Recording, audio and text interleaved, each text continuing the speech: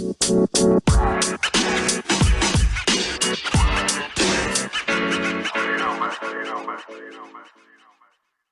everyone.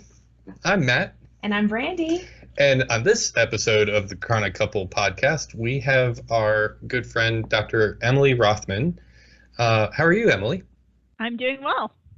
So Emily is a professor at Boston University School of Public Health. She has been a dating and sexual violence researcher for more than 20 years. And prior to becoming a researcher, she worked as a counselor at a program for domestic violence offenders and worked at a domestic violence shelter.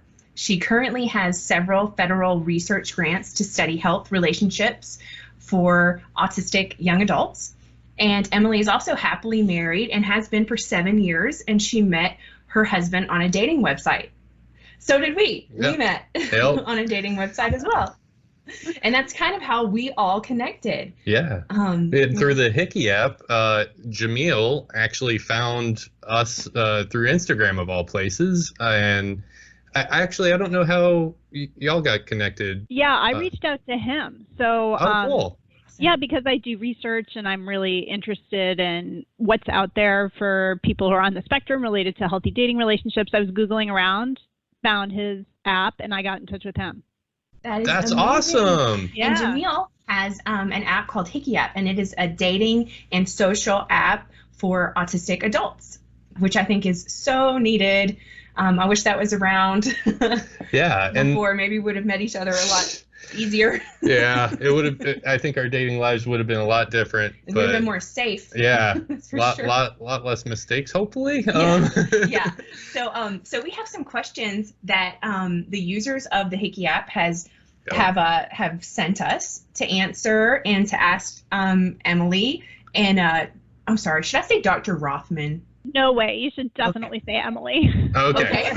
Yeah, okay, perfect. No, we should go with doctor the whole time. I would have it tattooed right here, like, I'm a doctor. For all the work that it takes. My kids are always like, you're not a real doctor. Why are you, because I'm not a physician. So. His mom is the same way. My mom's a chiropractor, so yeah. So, that's amazing, though. So yeah, we have some really, really cool questions from the users of the Hickey app. So I guess we'll get started. So the first one we have for Emily is how to spot red flags for abuse and how is that navigated safely? Yeah, well, I'm really glad that somebody asked this question. In some ways, it's a hard one to start out with, right? Because it's about something kind of negative. And when you're joining a dating website and you're thinking about all the joy and the fun of dating, in some ways, it's hard to go right into thinking about the worst case scenario. But I also appreciate that whoever asked that question is, being vigilant and really thinking about protecting themselves, because that's really important too. And it's true that people, like autistic people, can be vulnerable. All people can be vulnerable to being exploited by, and so you do want to be thinking about that a little bit. Yeah. Oh, yeah. Yeah, no, it's me too. They're like magnets for narcissists. Yeah. Well, it can happen to anybody, but I think in particular, if you are somebody who struggled with social connections during your life, and now here somebody is who seems super interested in you and is like saying all the right things or doing nice things, then of course it's only natural that you're going to be vulnerable to wanting to believe in everything that they're saying and trusting them. So it's easy to see how that can happen. But yeah, so things to look for. I actually think that there are things that you can look for right from the beginning. So of course, in the worst case scenario, if you're in a dating relationship, it is possible for people to experience physical abuse or sexual abuse. And most people, when we talk about like abuse or dating violence, they're usually thinking of those forms of abuse first. But even before you've met in person or even in the early stages of a relationship, there could also be verbal or emotional forms of abuse, and you can be on the lookout for those types of abuse first before you even have a chance to progress to any kind of physical or sexual abuse. So if the question is, well, how do I be on the lookout for verbal or emotional abuse, that kind of thing, what you want to look for is controlling behavior. So if somebody isn't paying attention to you when you say no, they keep messaging you even though you've made it clear that you don't want to talk anymore, for example, or they seem like they're not really respecting your boundaries around your time. Like, oh, well, I'll chat you later, can't do it later tonight. And they're like, well, why not? And, they keep coming at you with questions to try to get you to change your mind or something like that. Those are signs that, for whatever reason, whether they're purposefully trying to be controlling towards you or they're just not getting it about how to respect boundaries, those are signs that might not be the best person for you to trust in a relationship. What about things like when they try to set boundaries for themselves, but then you're not supposed to have any? Is that right along those same kind of lines of warning signs? Yeah, Matt, such a good point, because what you're also bringing up in that is an inequity, like inequality between the two people in the relationship. So if one person thinks that they can set all the boundaries, the other person can have zero boundaries, right there, that's a serious inequity. And any kind of situation like that where somebody is trying to take the step up and put you on a one down kind of position, yep. That's another sign that you should probably look out, maybe look elsewhere. Yeah, I completely agree with that. Something that I struggled with in the past is like not seeing them, but then eventually seeing them, but way later than everyone else. And so, yeah. Like you've committed way too much already, and now you're at a really awkward spot. It's like I can be a little naive and kind of like believe things that I'm told very easily. And so other people could recognize like they are playing you, and I thought, but no, they seem so nice, So yeah, those are huge things. And it seems like the more experience I had with it, the more aware I became of red flags. So over time, it sort of, it became where I could like spot them, and I was almost hyper vigilant of the red flags, which also kind of sucked, but at the same time, but it was helpful. So that's a really, really good answer. Really helpful question. You want to ask the next one?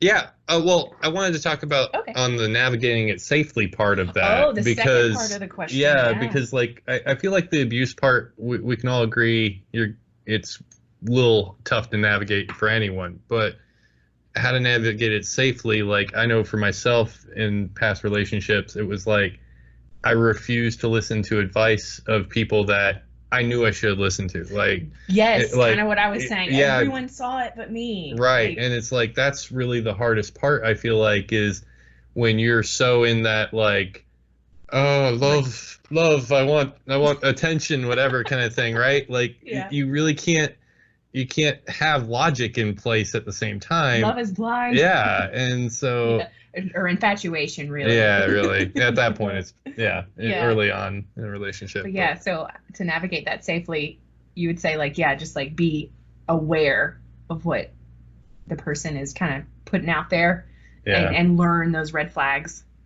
Well, I think you guys actually mentioned something really important, which is to not be in it alone. When you're dating online, have a trusted friend, whether it's a parent, a sibling, a friend, or two, but have someone in mind where you're like, I trust their opinion.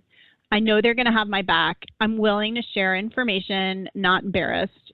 Willing to share information with this person, and ahead of time, I'm agreeing that I am going to trust their gut instinct along with my own, because I think it's exactly what you guys are saying, where you start getting invested in somebody, it's really hard to backpedal or see it for what it truly is. And so somebody outside of that relationship might have a clearer vision than you do.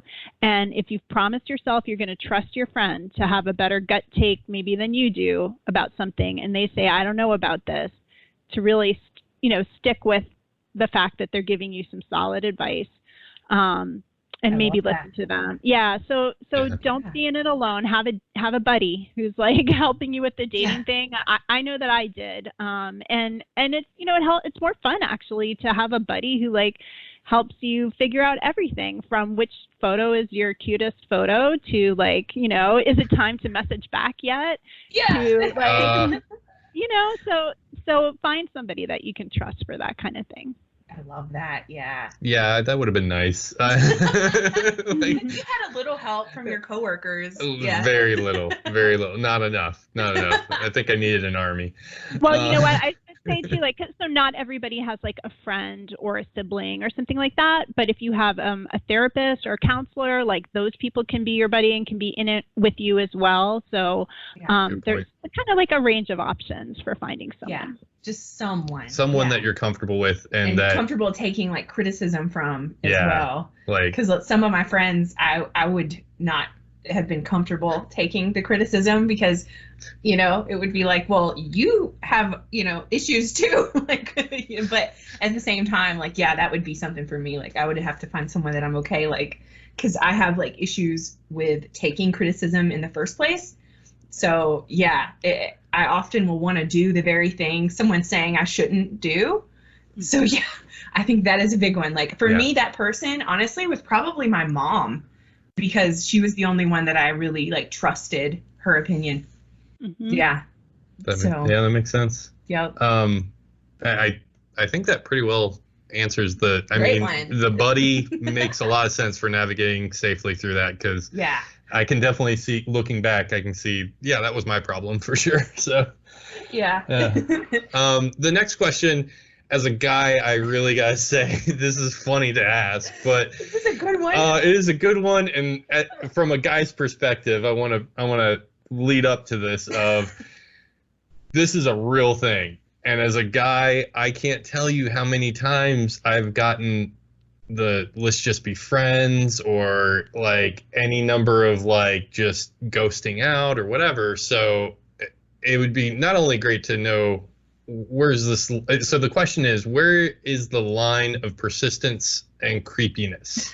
It's a fine line. And it is a fine line because it's like, if the woman is into you enough, you can be full stalker and it's acceptable. But then, if she's not into you, saying any more than hi and you're getting called like by the police or something. Like I don't know. Like I'm still trying to figure out how I got her in my life. So Well, I'm kind of curious what Brandy has to say about this one, and then maybe I'll go last. Okay. Well, for me it was kind of funny. Like if I liked someone, it would be like, well, I'm into you, you're into me, so let's hang out. Like we like each other, and I would just have like no filter and kind of like I don't know. Yeah, I would just be myself. And so that meant if I wanted to call them, then I would call them. And and I kept hearing things like, oh no, there's a 3-day rule and you shouldn't call too many times, you look needy or whatever. And so when I met Matt, it was I sort of like put up this wall. I would either be like completely closed off ice queen, or I would be almost like too much for people. And so when I met Matt, he was also too much. So I got a lot of people saying I can't deal with you. So we just meshed together because we both were the same kind of energy where we both talked several times a day and we're just honest and yeah, so for me, I felt like it worked really well, but like there were people who I felt like, I don't know, it was almost like what he said, if I liked them, I liked that they were persistent, but if I didn't, then their persistence was creepy, stalker, level 5 clinger or whatever. And so for me, it was almost like maybe don't show that part of yourself until you're very sure that the other person feels the same way. And so maybe that would be my answer, because if the person feels the same way, then you guys can be persistent and creepy together because we were, but yeah, there's a fine line because some of the people were like, they called me too much, or they like, I don't know, like you said, didn't respect my boundaries. And I would get like some sort, like just bad feelings, like they were trying to control me. And that was creepy. That was like, so yeah, there's a fine line for sure. It's so funny. It's like viewed through a different lens too when you like the person. I think that makes a ton of sense, and it does make a huge difference how you're feeling about them and whether you want to be contacted. I would almost use a different word for it. So I would say it's being attentive. Like if you and it's just and liking contact and liking being affectionate with somebody. It is so being in touch frequently is not a problem in and of itself. What makes it a problem is if one person wants to be in touch frequently and the other person doesn't, or the other person hasn't decided yet if they want to be in touch frequently. And so I would almost call it persistent and creepy when there has been no assessment about whether the other person would like that or not. If you have checked it out and you've kind of even talked about it and said something like, hey, is it okay if I call you later? Or are you okay with the number of times that I call you? Or, you know, you have a brief little interaction about it and they give you their consent and they give you a thumbs up. That definitely doesn't count as creepy. That just counts as you guys having the same level of interest in affection and frequency of communication. But I have I would say a very low threshold for creepiness. And if you don't know somebody and you're on a dating app and you message them once and you do not hear back from them, it's one and done. Do not message them again. Yes, agreed. Or if you started talking, you had a back and forth, and then for some reason they drop away and they never contact you again, you could send one message that's like, hey, I haven't heard from you, you know, just wanting to say hi and see if you still want to be in touch or whatever. If you don't hear back from them, it's over. You don't have you don't have a right to ask more questions. You don't have a right to follow up. You don't have a right to worry about them. None of that. And so, those boundaries I think should be very hard and fast in people's minds if they're just starting to date online. There's a lot of relationships that you start talking and it just fizzles out, and that's just the way it is, you know? I completely agree with that. I remember even when I was online dating, if say someone messaged me and I didn't message them back quick enough, but I was planning on it later that day, and then they started inundating me with messages, then I no longer wanted any contact with them. They ruined it for themselves. So because then it was nope. So wait, hold on. So this is a very important point because I feel like a lot of guys do this. I'm guilty here. So getting an initial response and then you just said, responding back a couple of different things because you had ideas or hey, I want to tell you this. You're saying until that kind of conversation is established of how frequently do you want to talk, you should just keep it to just very much surface pleasantries until that conversation, until it gets to a phone conversation, or until you just have that in some kind of IM or I guess maybe too until you see them mirroring back what you're doing. Okay. Brandy's. I'm with Brandy. Mirroring, it's all about the mirroring. You should think of it like a ping pong match. You launch one message, and then you got to wait, and it's kind of like a dance at that point. You're waiting to see what their pace is, what their rhythm is. So you wait and see when they launch the next message back to you. Now it's your turn. Now you get to send one message over to them. Then they send one message over to you. Now you got a rhythm going, and once it's built up over a while, and you've got a good rhythm going, maybe then you could risk two messages in a row. But I would say, it's got to build up for a while as the one and one and one and one like that. That makes a lot of sense too. Yeah. Only took me 40 years, but all right, this is great. I mean, seriously, as a guy, I still, you're going to probably hear me say it too often. I'm confused at how I got a hold of Brandy in the first place, but oh my gosh, no. I saw myself in him. When he would seem insecure, I was insecure. Or when he would seem a little needy, I was also kind of needy in some people's eyes, you know? And so it was I saw a lot of my own personality in him. So things that he did that other people might be oh, I don't like that. That's a turn off. For me, I thought it was adorable. So it's just finding your people, finding that right person. Definitely finding your people is important, because it's sounding like from what y'all are both saying, it's like it's really all about not overstepping and like, oh, you said hi to me, let me tell you my life story. Yeah, like, no, oversharing. The oversharing part that's is another one. Autistics, like, we love to overshare. It's like you started to, you turned on the switch. It doesn't turn off. It's like on or off. And so, like, for instance, I remember looking back, I've dated a few people on the spectrum, and I didn't even realize it at the time. But now that I've been diagnosed, I'm like, oh, he was so autistic. Like, I remember that guy. And so I kept connecting with these people that were kind of like on my same wavelength, you know? And so, but one of the people I dated, he, like, second date offered to take me on like a trip to Ireland or something, you know what I'm saying? And like, that to me was like, back off. I ended up just like, that was it. Cause it was like, that's too soon, too fast, like, second date. So yeah, be mindful also of what you're like, don't just jump in, you know, like, unless you see them maybe doing that, I guess. But like, if you don't offer trips to Ireland.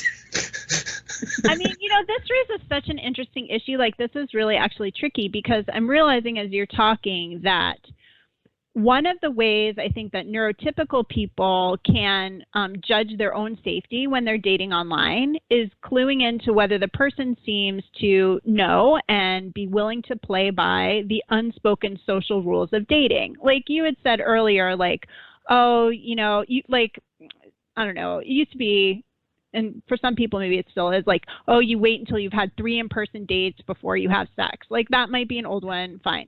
But then there are other unspoken rules, like, oh, you know, you're supposed to wait 3 days before you call back or something like that. Yeah. And to some extent you look at those and you go, well, those are arbitrary and those are silly. But if you're just getting to know someone and they show like flagrant disregard for social conventions and social rules, that does tip you off. Like, they ask you on a first date, let's fly to Paris or whatever it is. Yeah. You like something in your mind, you go like, now that's not typical, and that makes me worry, because I wonder what else isn't typical that's going on here. Is it possibly something dangerous, atypical, that's going on here? So people's willingness to play by the unspoken social rules can actually be one of the ways that people, and maybe women in particular, try to suss out how safe they are in a new situation. So if people are like solidly feeling okay dispensing with social rules because they're like, you know, these don't make logical sense to me, and I'm interested in finding my people who also don't necessarily like to participate in these social conventions. The only trouble with that is now, what new safeguards do we have in place to kind of be checking each other out in terms of, are we both willing to play by safety rules, you know? Yeah, that makes so much sense, because ultimately I did back away, and then the person that I'm talking about sort of overcorrected by like sending me like message after message after message, you know, and like apologizing and just like, you know, calling me a bunch of times while I was at work. And it was just like, oh, okay, yep, got the right vibe on that. Like, you know, he's a little not for me, you know, like, and so, yeah, that's a great way to explain that. Yeah. I mean, honestly, that it really helps a lot to know, like, your same point earlier about having a dating confidant or someone that you can rely on about your dating experience. I think that same creepiness to persistent kind of ratio would have to be judged by them as well. Speaking of that, though, Matt did the opposite. On like one of our third dates, gosh. No, you're not telling the story. He got this vibe that I wasn't into him, but he started ruminating on it, and it wasn't true. And he was like convincing himself that he had said something wrong, and I wasn't into him. And we were at a movie theater, and the reason that I was even giving off this vibe was because I was very uncomfortable. I'm almost 6 feet tall, and so my back was hurting, and he thought that I didn't like him. So then he just didn't contact me for days after he had been pretty much in, you know, contact every other day or something. And I called him a little bit, and then it was just like nothing, because he thought he had blown it. And I was over here going, I guess I said something wrong. Like, I don't understand. Like, you know? Yeah, I just had like such a dip in self-esteem because like the date didn't go quite right, and at the end of it, instead of like trying to talk out my awkwardness or whatever, I was like, it's almost time. It's near my bedtime, and I got to go to work. So I said it's pumpkin time, and then ended the date, and then ended the date. Yeah, that was real. Time. Are you Cinderella? Yeah, apparently. But yeah, so I guess too, like, don't overcorrect or like come up with these like theories in your mind that this person feels some way about you, because if he had just communicated with me, I would have said, no, I'm fine. I'm just like, my back just hurts. Like, and he would have known. And then he freaked out. And because it was so out of character for him, I thought maybe something was wrong. So I ended up calling him or texting him. And then he, within probably 2 seconds of the text, he calls me. I swear it was the same time I got the text message. I was calling her, but I mean, because he said he spent the whole weekend like mustering up the courage to call me. I wrote her so many text messages that I just didn't send because I was like, no, like. Yeah. So I mean, if that had actually like gone a different way, I mean, we could have not met each other because we weren't communicating with each other. And so, yeah, it's like, that's another really important one. It's just like, just say how you feel. And if the person doesn't respond in a way that you like, then that's not your person. Yeah. You know? Well, it speaks to the strength of your relationship that clearly you guys got through that one and you worked it out. And then it makes me so curious about, now, what do you do now? Like, life doesn't end once you get married. The need to communicate and talk about how you're feeling doesn't end. So if that same kind of scenario happened to you guys today, where one of you seems like off or distant, how do you handle that now? Like, what I do? Him. He actually didn't tell me things about himself until about 7 years in our relationship because he was afraid that I would leave him because of things. Yeah. And they were just silly things, like things that I would never leave him over, but just personal things that he felt like I would judge him for. And then in the long run, what happened was they came out anyway, and then I got upset that I didn't know my husband, you know? It was like, you've presented this facade to me when I don't want perfect. I just want real. And I think a lot of finding out we were autistic is like so late in life. Like, I mean, I think if I knew I was autistic when I met her, the relationship would have been completely different, because it's like the amount of learning and the amount of self-deprecation you have when you know something's different about you, but you have no idea what it is. And so, I mean, we had both just like, we're weird. We know we are. That's it. Like, we just owned our weirdness. We just owned it and found a fellow weirdo, like, and you know, it was like, this is so cool. Right. So it was like, but didn't think much more about it. But it's like, so it was tough, because then it caused this like mistrust in our relationship, because it was like, well, what else are you hiding? What else have you not told me? And so we really had to work on like me communicating that there's nothing he's going to tell me basically that's going to make me leave him within reason anyway, unless he's like, you know, a murderer or something. But but like and that he has to trust me enough to be able to give me the truth. And which he just didn't. He kept thinking I was going to leave him or something. And it's like we both kept kind of putting our old relationship issues on each other. Yeah. And so communication has been really kind of tough. And it's taken us almost like 8 years to figure that out. Well, and going to therapy too. We both are very big advocates of everyone, if you can, go to therapy. It's worth like paying someone to chew their ear off and get somewhere with it, because I think that was a big part of us getting through that, along with just our own diagnoses of being autistic, because I think that was really it's tough late in life when you've lived almost 40 years and now I found this out about myself. It also gives you answers like, oh, that's why I do that. That's why. And so it gave me answers also to why he he hid things from me. I mean, he was masking, and so it was like, oh, okay, he's not like a pathological liar. He's just masking. So it made me be able to almost like forgive him from hiding things from me. Yeah. Because I realized the intention, but it was a lot of work, and it was about a good year of fighting. It happens. Our poor neighbors. It happens. Because we both have issues with like emotional dysregulation. I kind of go like through the roof, and then he shuts down. So not a great combo. Don't recommend it, but so we've had to work on that as well. Yeah. It's a big one. It is. Yeah. Okay. So what is the next question here? So I'm going to ask you guys one. Is that okay? Okay. Yeah.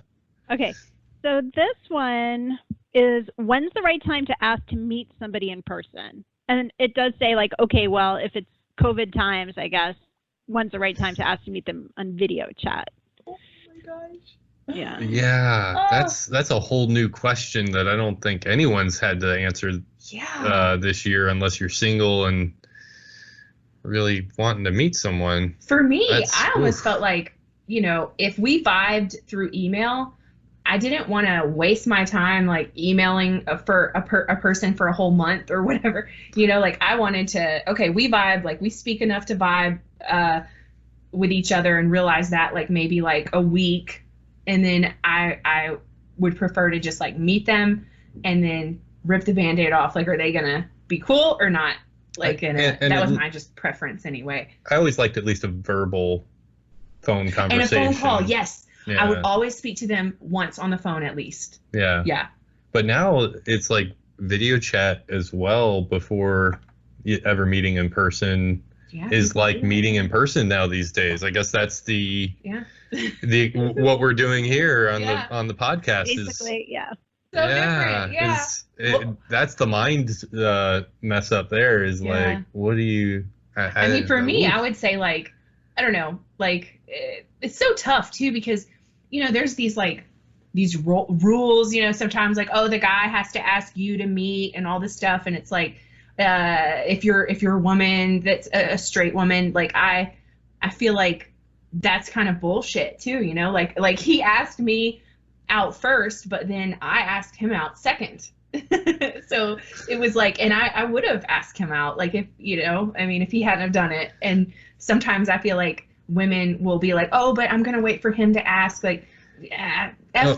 Like, well, I think the other thing is too that most men don't realize, and I didn't realize until you told me about your online dating experience, is women get like so many more messages in online dating than guys will ever consider even remotely. Like the amount of like, what is it, you got like several hundred a week or something like that? No, not a week, but like, I mean, a good bit. A good bit though. It's like overall a few hundred, I guess. Yeah, and I got like only people that I got messages from were all of 5, and you were the only one that didn't have like a kid and 5 other problems I didn't like, so it's like, that's the reality of it. We both are kind of like, we both didn't want to date people with children. I mean, nothing against that. Yeah. But that's just our choice. That was our choice. So we were like these unicorns when we found each other, because we were in our 30s and we both didn't have children. So it was like, oh my gosh. But also, I know a lot of women, or not a lot, but some of my friends at the time would be online dating, and they would just wait. They would just wait for people to come to them. And it's like, for me, if I liked someone, I would reach out to them too.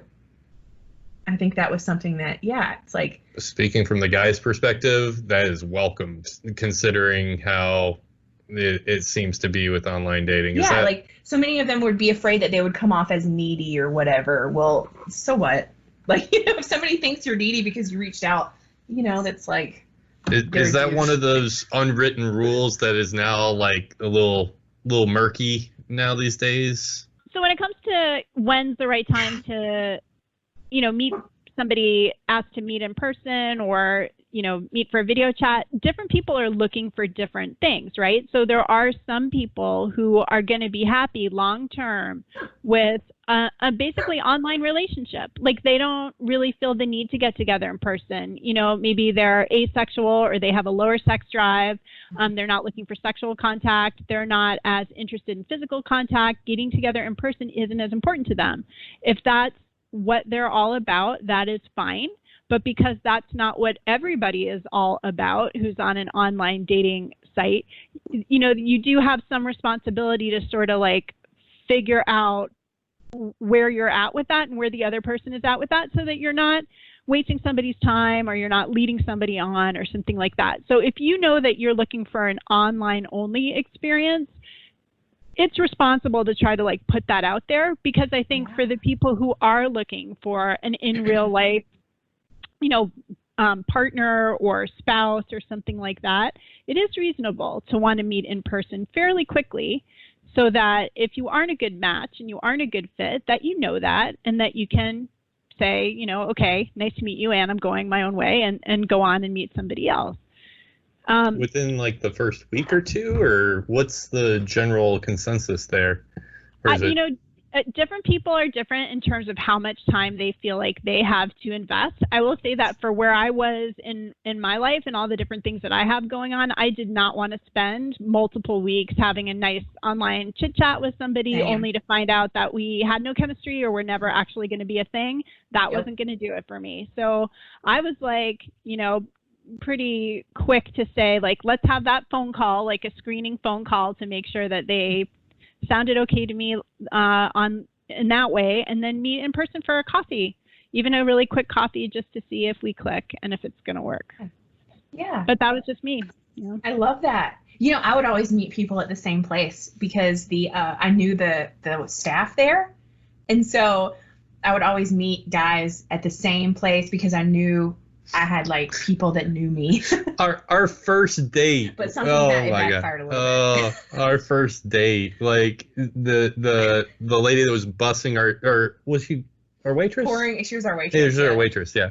And she like made some sort of motion or something like that where I knew she had been there before. I forget what it was. Would she like motion you over? I forget. She said something in reference to like she thought Matt was my previous date the week before. Oh no. She was just like, oh, good to see you guys again. That's what it was. That's what it was. It was just subtle, but it was like again. What? Yeah, and he's like, what are you talking about? I'm like, well, I just so happen to bring all my dates here. And then they would be like, you know, that's a good one, or we don't like that one, or whatever. So like, they were your buddies. So they sort of looked out for me because I didn't trust a lot of my like friends at the time, because they had their own relationship issues. So it was something that made me feel safer. But yeah, just tip them off not to, I guess, blow your cover. Because then he was like, how many guys do you take here? Not that many. I wonder if Matt is feeling at all surprised to hear that so many of our comments are geared around like what feels safer. You know, and like, how do I engineer this situation to feel safe or to be safe? Because one of the things that I suspect is that a lot of men and male-identified people who are dating online may not realize that that there's a lot of people who are constantly analyzing the situation for safety. Like the safety analysis comes first, and that's the lens through which they really need to, for very good reason, like perceive everything that happens. And it can take a while to get beyond that point with somebody, like where you've met in person a couple times, you definitely feel safe. I mean, more than once you have to meet in person before that partner might be willing to trust that you're a safe person. Yeah. So, that makes total sense. Yeah. I think as a guy, though, you get so oblivious to some of the more subtle, finer points that both of y'all are hinting towards on dating, where it's like, okay, this whole, I feel like the mirroring thing that you guys brought up of like, okay, you match intensity. If she sends one message, you can send one back, like that kind of thing. I don't think that for the autistic community, that kind of social hierarchy or that kind of the unwritten rules, they need to be written down. They just need to be written down. So Yeah, but it's great. I think this is all great stuff to really explain because I'm learning stuff. It totally brings us to our next question, because the next one was, how do you put your best foot forward in your profile? Oh. Because this was something that I actually almost didn't respond back to him because his profile was so busted. Yeah. It was so bad. He came off aggressive a little bit, but then it was like, I love language and writing and things like that. So I could kind of read through the lines a little bit and see that like he just didn't mean to come off that way. He just became like super aggressive about talking about blacksmithing. Okay. It made me kind of in a way be like, oh, but he's kind of weird. I'm kind of weird. That's cool. I like that, but it was like he needed real help on his bio. Yeah, no, it like I said, miracle that I snagged her. That's the like point we here. were talking about before. Another thing to study: don't put cats in your bio. Pictures of cats. Yeah. Yep. Yeah.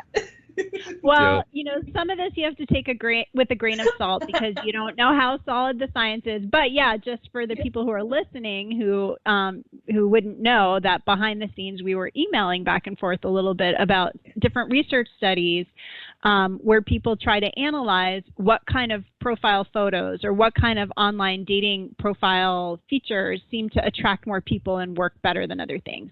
And there's a few of them, you have to wonder with some of them about how rigorous the science is, right? But definitely one of the studies that sort of went around for a while there was that when men take a profile picture, they should look off to the side, like not stare directly point blank into the camera because it comes across as an intimidating look or can look a little bit scary if it's women, so presuming heterosexuality there, but if it's women who are looking at that photo, they might feel intimidated by that. And, I guess so the general idea though, is that you want to try to, present yourself in a way that you seem friendly, positive, approachable. I mean, I guess there are people, right, who are going to experiment with trying to look either super artsy or alternative or out there. They're going to be like, well, I am depressed. That's who I am, or something like that. And I just want to be straightforward about that. But I don't know. I feel like, you're trying to attract somebody else and you want to put your best foot forward. And so you just want to present yourself with like a pleasant, neutral, attractive photo, as attractive as you can. And so there's been a couple of studies about that, like men maybe shouldn't look directly at the camera. There was that other one that said that photos with cats, for whatever reason, were a turn off to some people. It was men so with cats. Well, and that article said that if they had a dog with them, they actually had a better chance versus a cat. But it did depend on whether or not the person was a cat person or not. And I mean, that's so subjective. Yeah, very subjective. I saw one today that sort of was saying that women like signs in a man's profile that he's altruistic.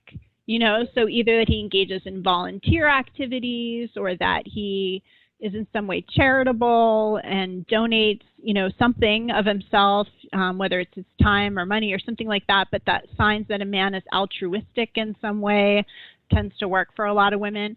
I feel like a lot of the sort of standard advice, it's fair to ask, like, well, is that advice that's for the general population and for neurotypical people? Does it also hold for autistic people? Because we just don't know enough about what in general are autistic people looking for, or, what tends to work for them or not work for them in terms of online profiles. So I think that's a really interesting question, actually, whether it's the same thing. So true, because if cats are your special interest, right, you're going to look for you're going to be like all about it.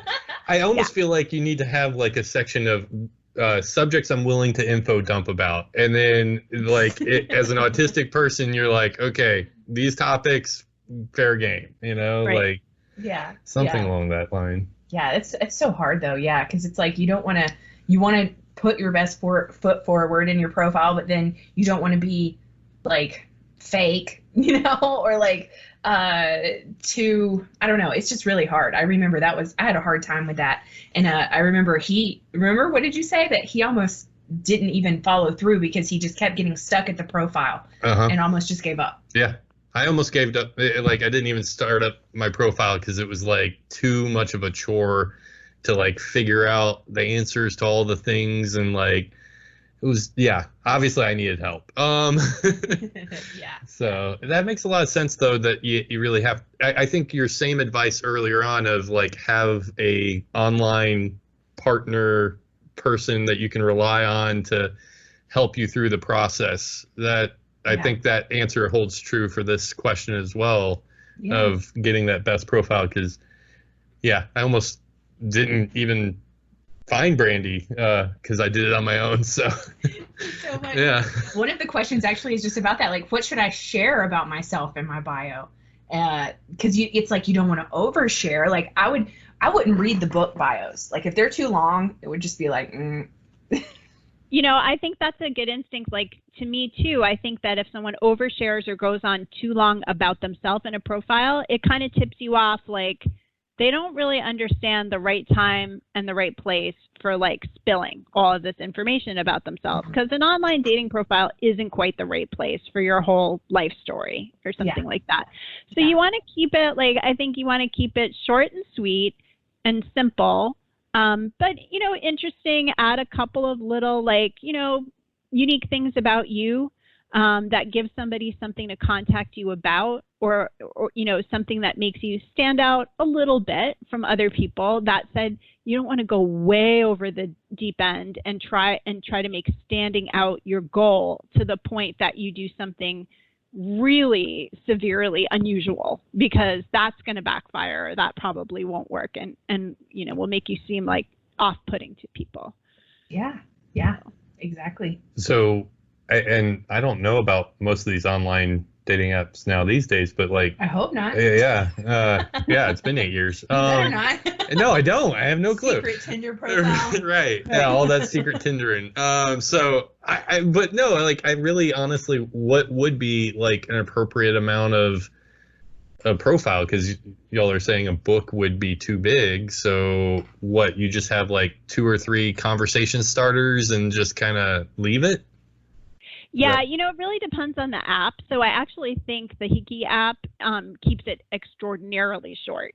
Which is, you know, for the best, because that way you can get into a conversation with somebody. If you like just a couple of details about them that the app does prompt you to put in, and you like their look and their photo or something like that, maybe you want to get into a conversation and it gives you something to ask questions about or talk about back and forth in the messaging.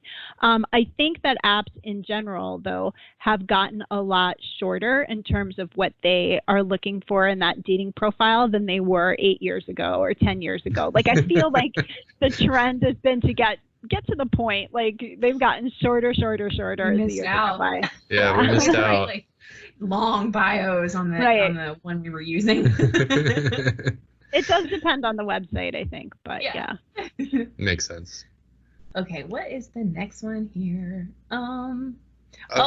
That's a good one. You do it. What, this one?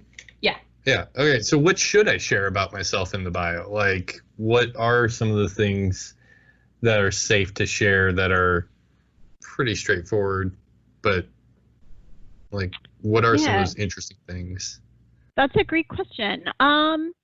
You know, I think people are looking for general information about, like, you know, basics about who you are, like where you know, some of the standard likes and dislikes that people might put in there is like, I don't know, for example, whether they like the country or they love the city. You know, what's their idea of a great way to spend if they have a free afternoon? Would they love to go hiking? Would they rather see a movie? Like, you know, so basic information about some of your preferences, or maybe you know, so not information about your family that reveals who you are or where your family is located in a way that could endanger you, but very generic and basic information about family, like, I have a young niece and I like to take her to the park, or something like that. Like, that might be the kind of detail. Or I like taking my dog for walks. So, like, pets, little children, as long as it doesn't include personally identifying information that could endanger you or endanger them. That's a good point. Yeah. Also, mention your special interest, autistic folks, but don't go too far into it. Yeah.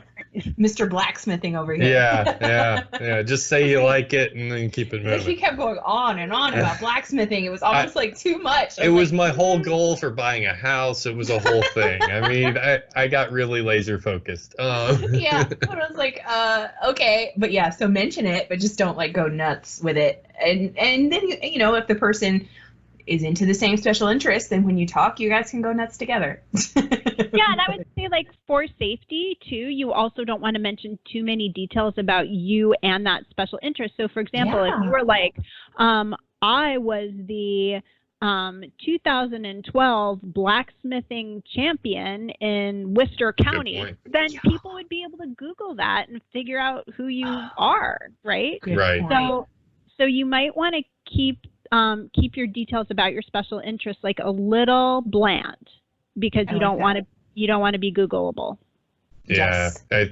I mean, that's great advice for your whole profile. Can you Google something out of that and find yourself? If you can, you might want to change it. Yeah. Sometimes, so often I would do things like that, and it's like I don't even realize, I didn't even realize. It was like, oh my gosh, and then catch it later.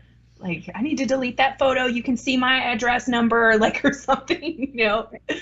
So, yeah. Yeah, that makes a lot of sense.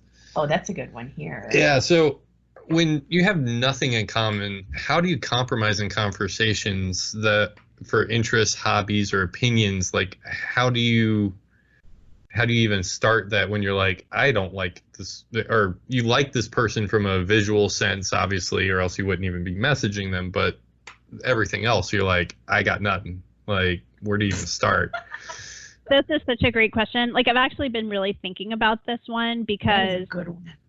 Especially if you're autistic, you have special interests, and so it depends on who you are. If you are like, this is a deal breaker to me, like, I just love, I don't know, pick something, like, I don't know what, like Spider-Man. If you just love Spider-Man, that's your special interest, and you are not going to be able to have a relationship with somebody who either doesn't share that special interest or doesn't really want to hear you talking about your special interests all the time.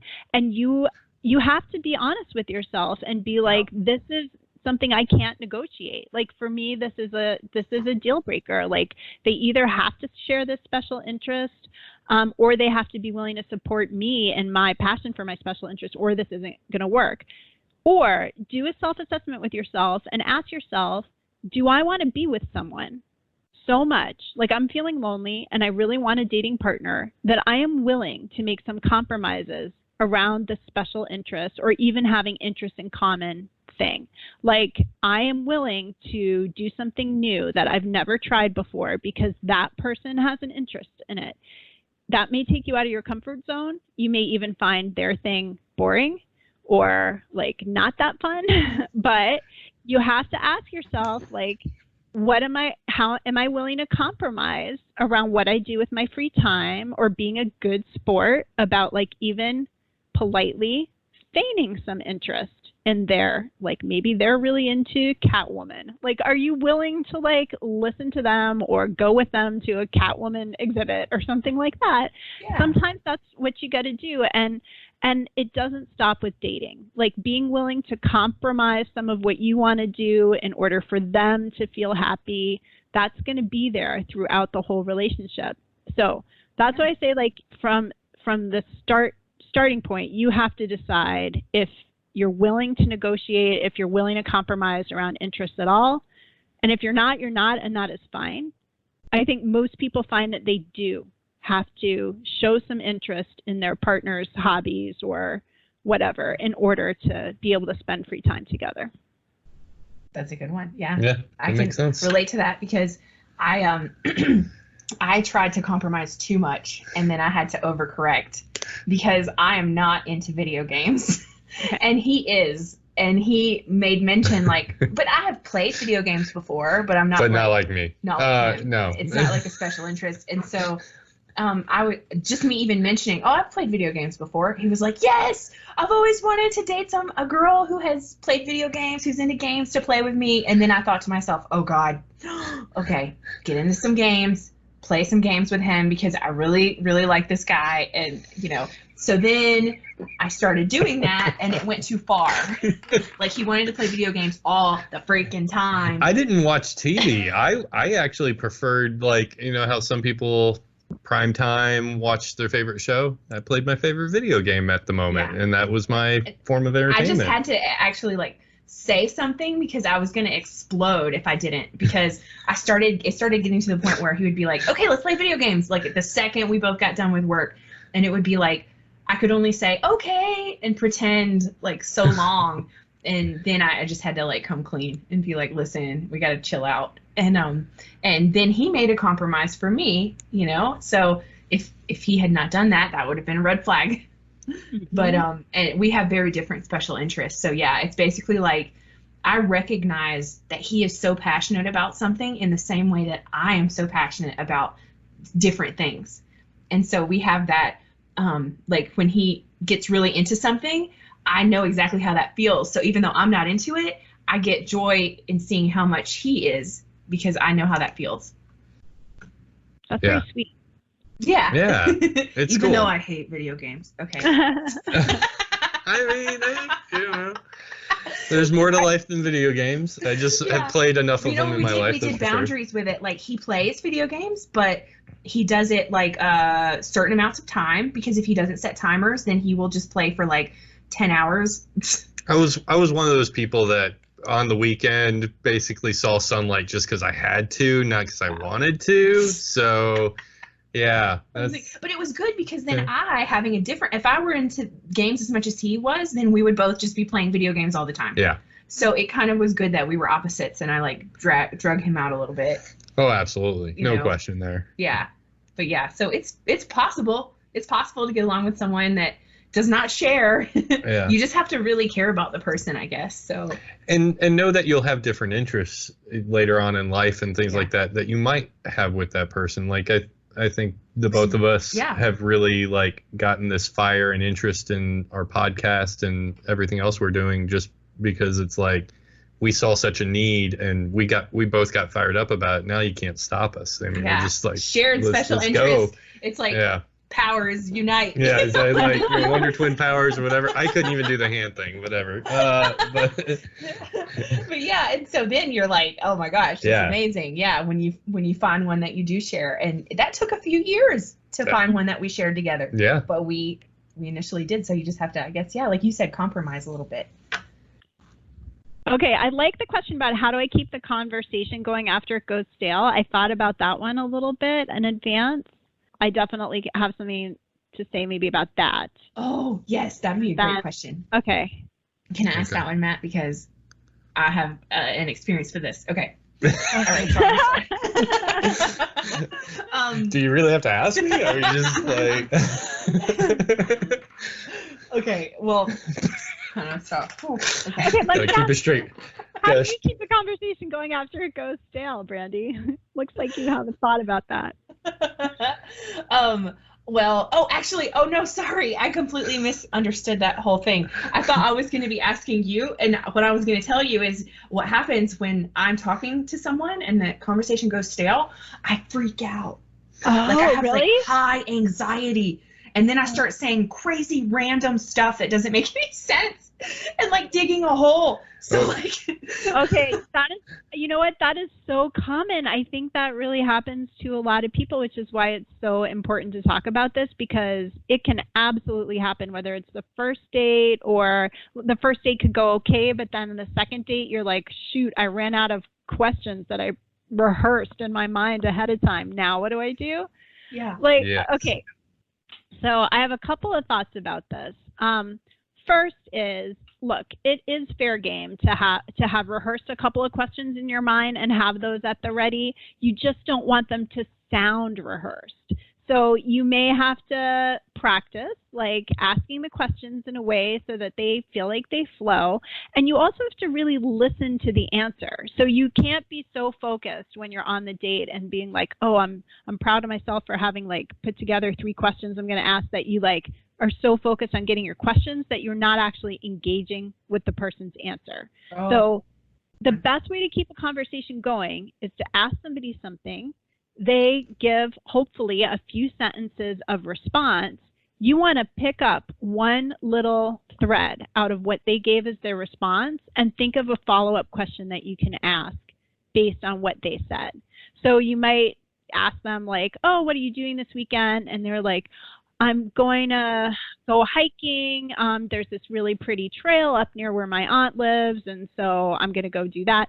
So then you want to say, oh, you know, like, have you been on that trail before? Do you go hiking with your aunt? Or, you know, you pick up on something that they said and you ask a follow-up question about it.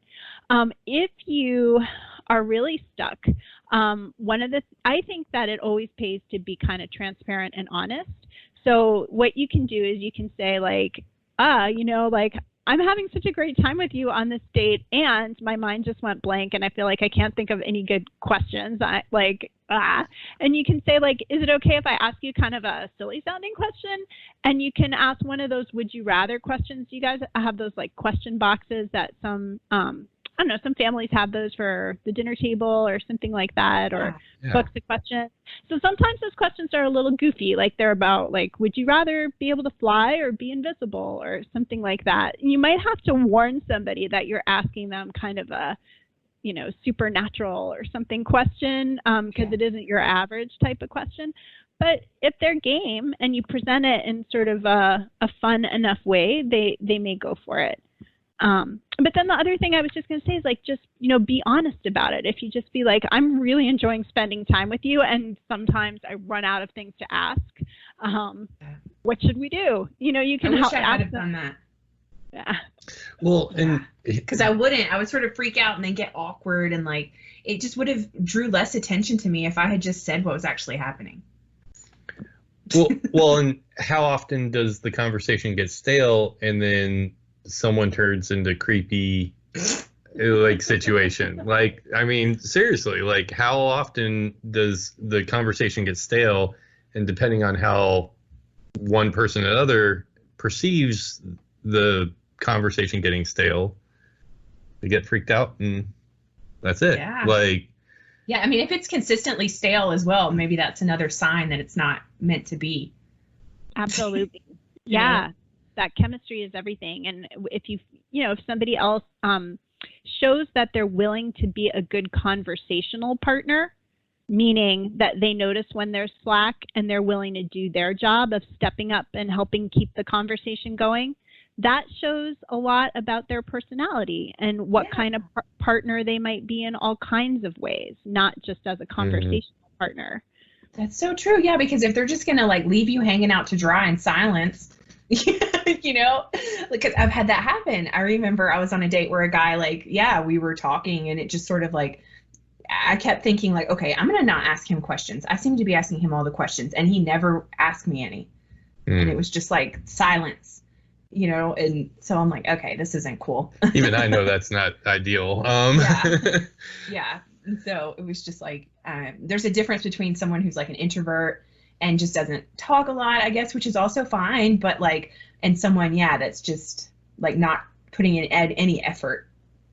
Mm-hmm. Yeah, I thought that was a good one. Yeah, that's a great one. Okay, so should we wrap this part up for now? Yeah, I feel like we could keep going forever. It's so much fun talking to you guys, and you have such a great style. Like you're easy to talk to, and you have great stories and just light and funny. Like I can see why this is a really popular podcast, or why people are going to thank you. Yeah. Appreciate that. That's so awesome to hear, because we get so nervous that we literally like freak out on each other, usually before every podcast. No, the last hour before the recording, you would be like, these people have it together. Oh, you poor thing. No, it's so great. You sound like really fun and really professional. So I can't wait to hear what you do with it. And I'm happy to come back. And I feel bad that we kind of didn't get into the neurodivergent experience. Like, I feel like the questions that happen to be at the bottom of the list are some of the ones that I'm really curious in what your answers are too. So I want to make sure we get to them, but That is perfect then, because it'll be like the first half is, you know, something different, and then the second half is First part's safety and security and online dating. Second part is the neurodivergent experience. That's perfect. That's going to be perfect. Yeah, because awesome. I feel like looking at the last couple of online dating questions we have here, like, is it even worth? Like, I'm sorry, the dating long distance thing, unless it's like someone like you were saying earlier, like you want to have an online communication relationship. Yeah, which is perfectly fine. Like, lots of autistic people are asexual as well. So totally okay and nothing wrong with that. They're looking for, you know, and you have to sort of like do what's best for you and what you feel comfortable with. And it's just communicating.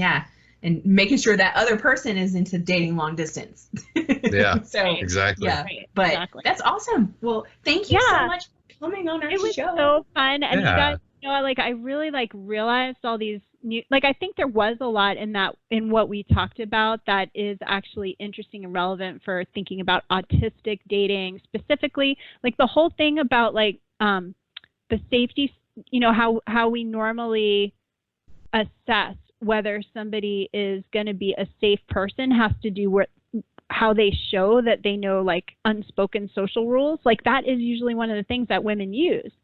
And so if you're dating on the spectrum and people are sort of more like, social rules, like, you know, either I actively reject them because they seem arbitrary to me, or I'm just not that into them, then how do you tell about safety issues? It's so interesting. Like I have a lot of thinking to do about that. Yeah. Oh, absolutely. And we're more than happy to talk more about deeper subjects like that, because I think that kind of thinking process not only helps the conversation from a podcast standpoint, but also with the Hickey app as well. Like this kind of conversation might spark an idea for Jamil and his team and something they do with their app. And because those social rules, I mean, I learned stuff from both of y'all that I'm like, I did not know that. And I don't know how I lucked out. I'm glad I lucked out, but someone else needs these written down. Like just today, like sometimes if he's unsure about something, he'll say, is this email appropriate? And I'll be like, nope, you need to cut that down. You're talking too much about this subject. That's kind of oversharey. You're not on a personal level with that person. Like we're able to help each other, you know? And so there are things that I'm not aware of that he helps me with. So, but it's I guess having that compassion for the other person.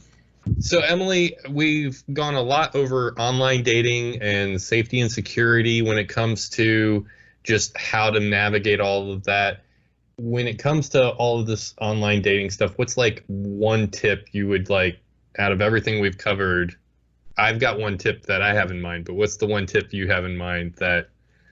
All right. Well, I don't know, this might surprise you, but I guess my one tip would be it's supposed to be fun.